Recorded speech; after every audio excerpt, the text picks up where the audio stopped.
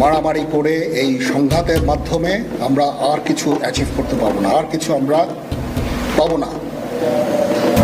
সুতরাং দয়া করে আপনারা সমস্ত ধ্বংসযজ্ঞ, সমস্ত অরাজকতা, সমস্ত সংঘর্ষ থেকে বিরত হন এবং ইনশাআল্লাহ আমরা সবাই মিলে একটা সুন্দর ভবিষ্যতের দিকে আমরা অগ্রসর হব।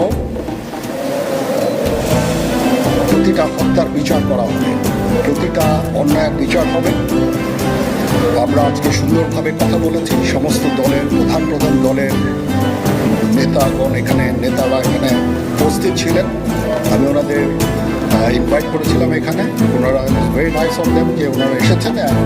আমরা একটা সুন্দর আলোচনা করেছি এবং এই আলোচনাটা ফলপ্রসূ হবে বলে আমি মনে করছি এবং আমরা একটা সুন্দর একটা ইন্টারিম গভর্নমেন্ট ফর্ম করে আমরা দেশ পরিচালনা করব। মাননীয় প্রধানমন্ত্রী পদত্যাগ করেছেন এবং এখন একটা ইন্টারিম গভর্নমেন্ট ফর্ম করে আমরা আমাদের কার্যক্রম পরিচালনা করব। আপনারা একটু ধৈর্য ধরেন, আমাদের কিছু সময় দেন, ইনশাআল্লাহ আমরা সবাই মিলে সমস্ত সমস্যার সমাধান করতে সক্ষম হব। আপনারা আর এই সংঘাতের পথে যাবেন না এবং শান্তি শৃঙ্খলার পথে ফেরত চলে আসুন।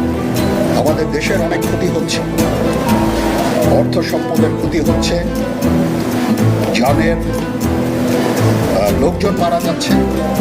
তো এগুলো থেকে আপনারা বিরত হন এবং আমাদের সাহায্য করেন। আমি সমস্ত দায়িত্ব নিচ্ছি, আপনারা আমাকে সাহায্য করেন। সবাইকে ধন্যবাদ। আল্লাহ হাফিজ।